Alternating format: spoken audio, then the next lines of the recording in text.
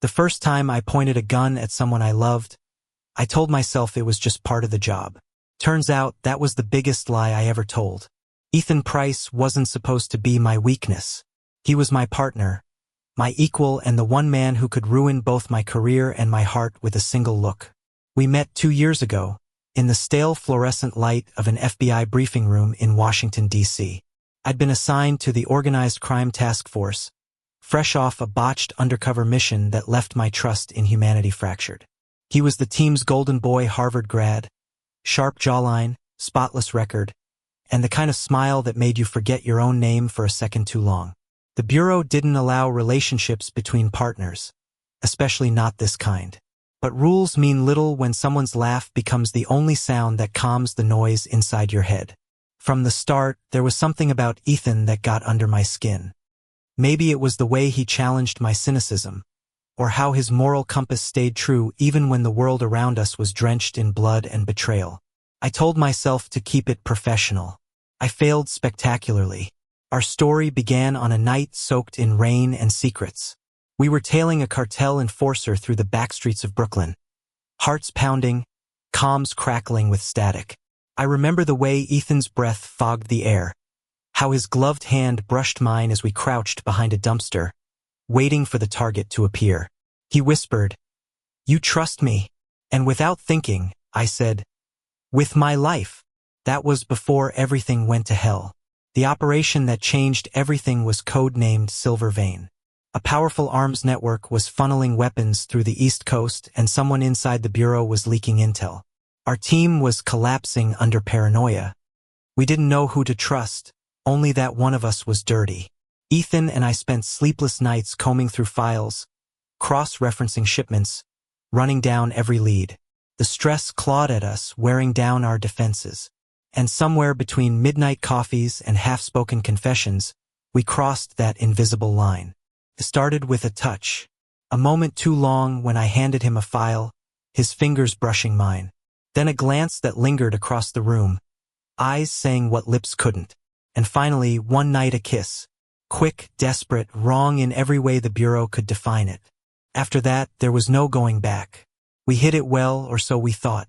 To everyone else, we were just two agents, efficient, composed, professional.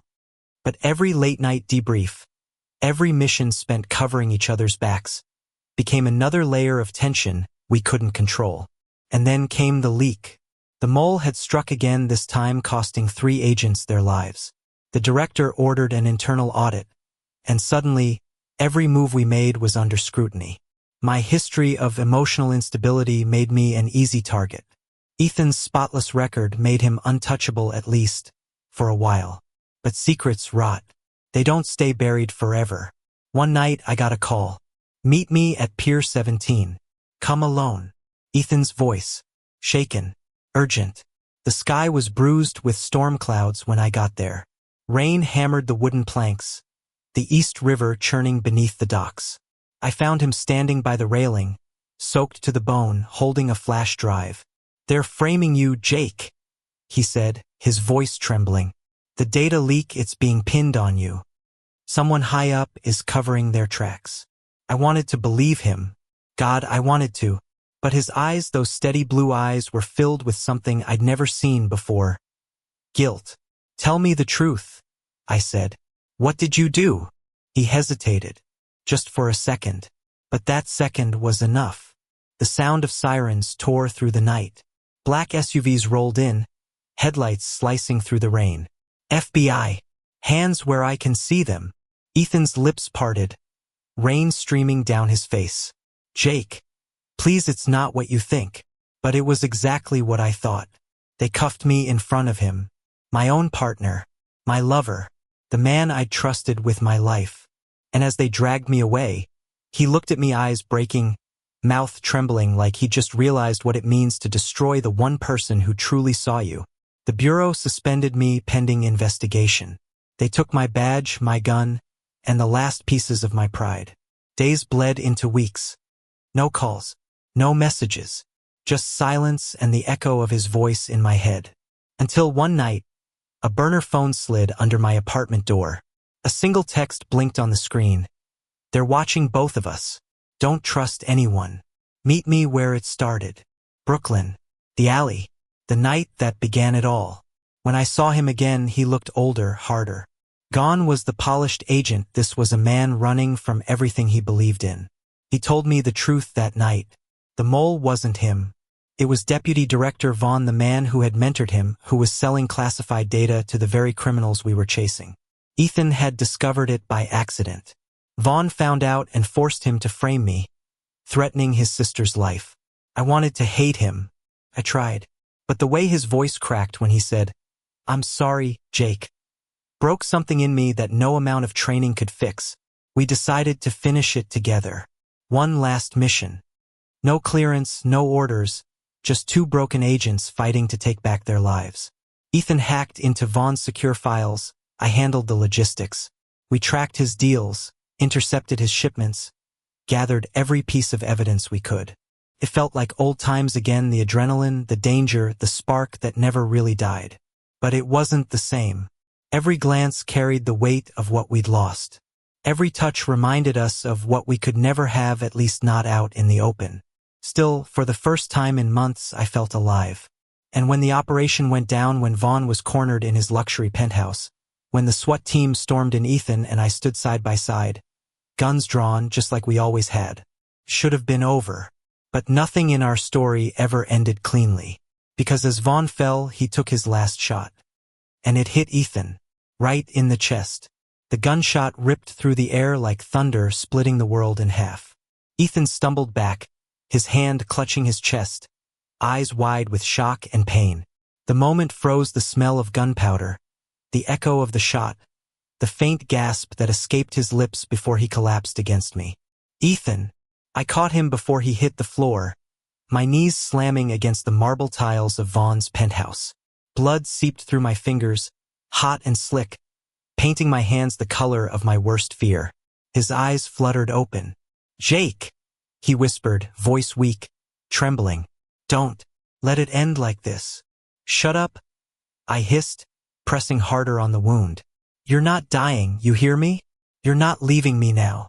Sirens wailed outside. SWAT agents stormed in, shouting commands, but all I saw was him. Everything else dissolved, the chaos, the shouting, the flashing lights. Just him and the sound of his slowing breaths. When the paramedics arrived, I refused to let go. Even as they strapped him to the gurney, even as they pulled me back, I clung to his hand until they forced me to release it. That night, for the first time in years, I prayed. Ethan spent 6 hours in surgery. I spent every second pacing the hospital corridor, drenched in sweat and blood and guilt.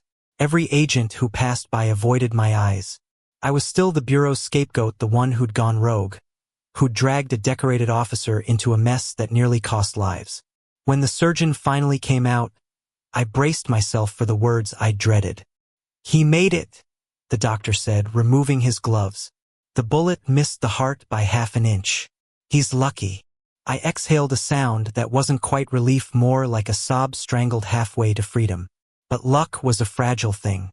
Ethan survived, yes. But Vaughn's death complicated everything. Without him alive to testify, our proof was circumstantial. The Bureau was cleaning house, burying evidence, rewriting narratives. We had uncovered too much, and now we were the ones who knew too many secrets. While Ethan lay recovering, I was summoned to headquarters. 2 agents escorted me into a sterile conference room where Assistant Director Monroe waited, a man with eyes as cold as the steel badge pinned to his chest. "Agent Carter," he began, voice like gravel. "Your record reads like a tragedy, brilliant, unstable, insubordinate. You've cost us millions in compromised operations. Why should I believe a single word you say about Vaughn?" I leaned forward, tired, furious. Because he was selling weapons to the people we swore to take down. Because he tried to have me killed. And because your clean bureau image is built on the bodies of men who died keeping his secrets. Monroe's jaw tightened. "Careful, Carter. You're walking a fine line." "Yeah," I said bitterly. "Story of my life." They released me but kept my badge suspended. Ethan was transferred to a secure medical wing under guard. The official story was that he'd been injured during an unsanctioned raid led by a compromised agent. Me. So I did what I always did when the walls closed in. I disappeared. For weeks, I lived like a ghost in the backstreets of DC. The bureau was watching me, and every camera, every phone felt like a loaded gun aimed at my head. I rented a rundown apartment in an old building that smelled like damp and broken promises. Every night, I replayed the same scene in my mind, the gunshot, the blood, Ethan's hand slipping from mine. Until one night I heard a knock. 3 soft taps. A pause. Then 2 more. Our old field signal. When I opened the door, he was there. Pale, thinner, but alive. Ethan. He wore a hoodie pulled low, a bandage still visible beneath the fabric. His smile was tired but real. "You look like hell," he said softly.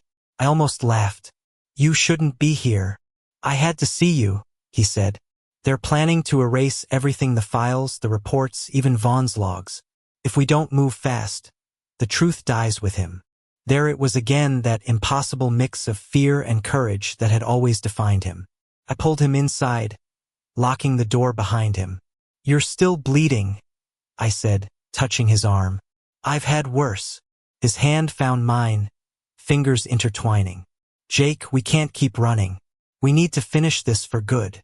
His touch grounded me, even as it burned through me like a live wire. I wanted to tell him to run, to disappear and start over somewhere far away. But I knew he wouldn't. And truth be told, neither would I. We spent the next few days in hiding, piecing together what little evidence we had. Vaughn's laptop had been wiped, but Ethan had made a backup before the final confrontation: fragments of financial records, intercepted messages, encrypted files that hinted at the rot running through the bureau. We needed someone on the inside to expose it. Ethan reached out to an old friend, Agent Rachel Keene, a cyber analyst with a reputation for digging where she wasn't supposed to. She met us in a coffee shop at dawn, her sharp green eyes scanning the street before she sat down. "Do you have any idea what kind of fire you're playing with?" she whispered. "Yeah," I said. "The kind that burns down corruption." She sighed. "You two are either heroes or idiots." "Probably both," Ethan said, and that small, crooked grin of his almost made me forget the danger hanging over us. Rachel agreed to help, but only under one condition. If things went south, she'd deny knowing us. We didn't argue. It was more than we could have hoped for. For the next 48 hours, we worked like soldiers on borrowed time. We decoded files, cross-referenced accounts, and uncovered connections reaching deep into political circles: senators, defense contractors, even foreign operatives. Vaughn wasn't just a rogue agent. He was a linchpin in a network that extended far beyond the bureau. We were staring at something much bigger than we'd imagined. The night we decided to leak the files, it felt like standing at the edge of a cliff. Ethan sat beside me on the rooftop, the city stretching below us in a maze of lights and shadow. The air was thick with tension, the kind that comes when you know the next choice could destroy or save you. He looked at me, eyes softer than I remembered. "You ever think about what comes after all this?" "After," I said, almost laughing. "If we survive, you mean?" "Yeah." He smiled faintly. "I was thinking, maybe somewhere quiet. Montana or Maine. Somewhere people don't ask questions." I turned to him. "You and me? Living normal lives?" He shrugged. "We could try." I wanted to believe it, but we both knew the truth: men like us didn't get happy endings. Not in our world. Still, I reached for his hand. He didn't pull away. For a moment, the city fell away, the noise and fear and violence drowned by the sound of our hearts beating in sync. And when he leaned in, I let it happen. The kiss was soft, brief, filled with everything we couldn't say out loud. A promise whispered between 2 broken men clinging to the last scrap of hope. At midnight, Rachel sent the files to multiple news outlets, encrypted and time-stamped. Within hours, the headlines would explode: corruption in the FBI, director implicated in arms scandal. We thought it was over. We were wrong. At 3 a.m., our safe house was hit. The explosion shattered the windows, sent us sprawling across the floor. Fire roared through the building as shadows moved outside. Tactical teams. Unmarked. No insignia. Someone had found us. Ethan grabbed his gun, coughing through the smoke. "They're not bureau," he shouted. They're private. Contractors. Move. I pulled him toward the back exit, my ears ringing from the blast. We stumbled into the alley, bullets tearing through the night. The air reeked of smoke and metal. We ran through side streets, over fences, down subway tunnels until our lungs felt like fire. When we finally stopped, we were under the Manhattan Bridge, the river glinting darkly beside us. He dropped to his knees, breathing hard. They knew, Jake. Someone tipped them off. Rachel. He shook his head. No, she wouldn't. She's smarter than that. Then who? Before he could answer, my phone buzzed. An unknown number. I answered and froze. A voice, low and cold, came through the line. Agent Carter. If you want your partner to live, turn yourself in. I looked at Ethan. He was staring at me, realization dawning in his eyes. They've been tracking us, I whispered. And then the line went dead. We were out of time. The files were out, but the people behind this weren't going to let us live long enough to see justice served. Every instinct I had screamed to run, but looking at Ethan pale, exhausted, still bleeding through his bandage, I knew I'd never forgive myself if I left him behind. So I made a choice.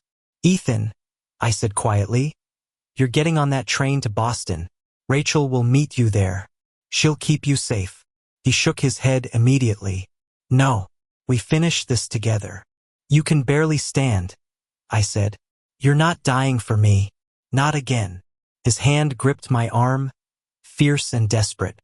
Jake, don't do this. I smiled, or something close to it. You said once you trusted me with your life. Now I'm asking you to trust me with mine. And before he could stop me, I pressed a kiss to his forehead, turned, and walked into the night. That was the last time I saw him for a while. I surrendered at dawn, hands raised, walking into the lion's den. The bureau needed a scapegoat, and I was ready to give them one. They cuffed me, dragged me into an interrogation room, and started their rehearsed performance, the false charges, the fabricated reports. But what they didn't know was that the world was already watching. Rachel had done it. The files went live, unredacted, unstoppable. Vaughn's network was exposed. Names, accounts, dates, all of it. The bureau couldn't bury the truth anymore. And for the first time in years, I didn't feel like running. They put me in a cell that smelled like iron and ghosts. No window, no clock, just a light that hummed constantly, as if mocking the silence. The bureau called it containment for internal review. I called it what it was, a cage for inconvenient truth. They took everything: my phone, my badge, my dignity. The only thing they couldn't take was the memory of Ethan's face that last night under the bridge. The way he looked at me like I was both his salvation and his curse. Days bled into each other. I didn't know how long I'd been inside when the door finally opened. Rachel stepped in, looking exhausted but triumphant. Her green eyes gleamed with something close to victory. Congratulations, she said dryly. You're the most hated man in the FBI right now. I gave a humorless laugh. Good to know I'm finally #1 at something. She dropped a file on the table. The investigation blew open everything. Vaughn's network, the bribes, the foreign accounts, all of it's public. Congress is demanding answers. Monroe's been suspended. They can't bury this anymore. I stared at her, barely breathing. And Ethan? Her expression softened. He's alive. In protective custody. He made sure they couldn't pin this on you. I closed my eyes, relief washing over me like a wave that almost hurt. He gave them testimony, Rachel continued. Said you were acting on orders from him, that he was the one who initiated the off-book operation. It saved your life. I opened my eyes slowly. He sacrificed his career for me. Rachel nodded. For both of you, maybe. 2 months later, they released me. No apology, no parade. Just a signed document and a silent escort out of headquarters. The city felt strange, too bright, too loud. Freedom, after so long in the dark, had a weight I didn't expect. I stayed off the radar, renting a small cabin upstate. Someplace quiet. No bureau, no guns, no lies. Just the sound of wind through pine trees and the haunting question that wouldn't leave me alone. Was it worth it? Every night, I'd sit on the porch and think about him, wonder where he was, if he still thought of me. Then one evening, a familiar voice came from behind me. Took me forever to find you. I turned and there he was. Ethan. He looked different. A little older, a little thinner, but his smile, that damn smile, was still the same. He wore no badge now, no bureau insignia. Just a gray sweater and jeans, a duffel bag slung over his shoulder. I stood frozen, unable to move, as he walked up the steps. I thought you were under protection, I said finally, my voice cracking more than I'd like. I was, he said with a small shrug. Then I told them I'd rather live free than hide from my own shadow. You shouldn't be here, I said softly. They'll watch you. Watch us. He smiled sadly. Jake, they've been watching us since the day we met. I'm done living like I owe them my soul. We didn't talk for a while. We didn't need to. The silence between us wasn't empty, it was full of everything we'd survived. Eventually, he sat beside me on the porch. The air was cool, stars faintly visible through the haze. I read your statement, he said quietly. You didn't mention me. I wasn't going to drag you down with me.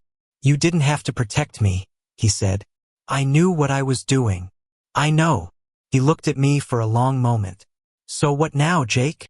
I wanted to tell him I didn't know, that I was still too broken, too bitter, too haunted to imagine something as fragile as peace. But then his hand brushed mine, slow, careful, grounding.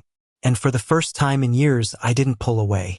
We stayed like that for days, cooking together, talking about everything except the bureau. He told me about his sister, safe now in another state. About Rachel, who'd left her position and was working with an independent investigation unit. About the bureau, fractured, humiliated, trying to rebuild. And me? I told him the truth. That I didn't know how to be normal anymore. That every sound of a helicopter still made me flinch. That I didn't know if I could ever trust anyone again except him. He smiled softly. Then that's enough. We spent the night sitting by the fire, the air filled with crackling wood and quiet breathing. At one point, he reached out, fingers tracing the scars along my forearm, reminders of all the things we'd endured. I used to think love was supposed to be clean, he said. Perfect. But maybe it's supposed to be messy. Maybe it's supposed to hurt before it heals. I looked at him, heart tight. You think we can heal? I think we already are. And when he leaned in, I didn't hesitate this time. The kiss wasn't desperate like before, it was steady, real, something that tasted like redemption. Weeks passed. We built a rhythm, quiet mornings with coffee, afternoons fixing up the cabin, nights filled with laughter that felt like oxygen. But the world outside hadn't forgotten us. One morning, a black SUV appeared at the end of the dirt road. For a second, my heart stopped, old instincts kicking in. But it wasn't the bureau. It was Rachel. She stepped out, coat fluttering in the wind, holding a manila envelope. You two have become legends, she said dryly as she handed it to me. Half the bureau thinks you're traitors, the other half thinks you're heroes. Congress finally finished their review. You might want to see this. Inside were 2 documents, one for each of us. Official clearance of charges. Freedom, Rachel said simply. Ethan's eyes widened. You're serious? Completely. She smirked. Turns out the truth still matters sometimes. She turned to leave but paused. You two deserve a life after this.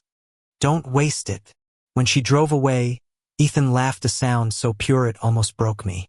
Guess we're free men, he said. Guess so. That night we walked down to the lake. The moon shimmered across the surface, soft ripples glowing silver. He stood barefoot in the sand, the wind tugging at his hair, and looked at me like I was the only thing that still made sense. You ever regret it? He asked quietly. The bureau, the missions, us. I thought about it for a long time, about every loss, every lie, every scar. And then I shook my head. No, because every road led me here. To you. He smiled, stepping closer. You always did know how to make an exit line sound cinematic. I chuckled. Old habits. The world felt small then, just us, the lake, and the quiet hum of something like peace. He reached for me, his fingers threading through mine. The same gesture that started everything years ago, in an alley under the rain. "Jake," he whispered, voice steady, eyes shining. "You trust me?" "With my life," I said, and this time it wasn't a lie. Months later, the news died down. Our names faded from headlines, our faces from the screens. The Bureau rebuilt itself, new leadership swearing reform. Though we both knew corruption never really vanished, it just learned to hide better. Ethan started working as a consultant for a nonprofit helping whistleblowers and ex-agents rebuild their lives. I took a job teaching criminology at a small university, teaching kids how to see truth in a world built on deceit. We didn't talk about the past much anymore.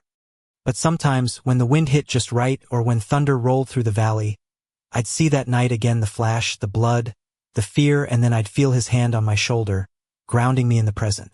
"Hey," he'd whisper, "you're here. We made it." And I'd believe him. One morning, I woke up to find him sitting on the porch, sketching the sunrise. He turned, smiling softly. "Painting again?" I teased. He shrugged. "Trying to capture this light. It feels different here. Peaceful. Real." I joined him, sitting close enough that our shoulders brushed. The air smelled like pine and coffee. "Think we'll ever stop running?" I asked quietly. He tilted his head, considering. "Maybe we already have." I looked out at the horizon, gold spilling over the trees, the world slowly waking. Maybe he was right. Maybe this was what peace looked like. Not fireworks or grand gestures, just two men who'd walked through hell and somehow found home in each other. Years later, people still whispered about the Carter incident, about the two FBI agents who brought down corruption and vanished. Some said we died. Others claimed we were living off-grid somewhere in Canada. No one really knew, and that was fine with us, because in a small cabin by a quiet lake, two men still woke up every morning to the sound of the world starting over and to each other. Ethan once told me that love isn't about being fearless. It's about being terrified and choosing to stay anyway. He was right. I spent half my life hiding from the truth, from my past, from the Bureau, from myself. But love doesn't hide. It exposes. It heals. And as I stood there that evening, watching him laugh under the fading light, I realized something I'd been too afraid to believe before. We weren't broken men who survived the storm. We were the storm, and we found calm within it. That night, he fell asleep with his head on my chest, his breath soft, his hand resting over my heart. The fire crackled low, the world outside fading into quiet. For the first time in forever, I wasn't haunted by ghosts. Just the steady rhythm of his heartbeat, a reminder that somehow, after everything, we'd won. Not the kind of victory that makes headlines, but the kind that matters, the kind that stays. Thank you for listening. If you find it interesting, please like and subscribe to follow the next stories.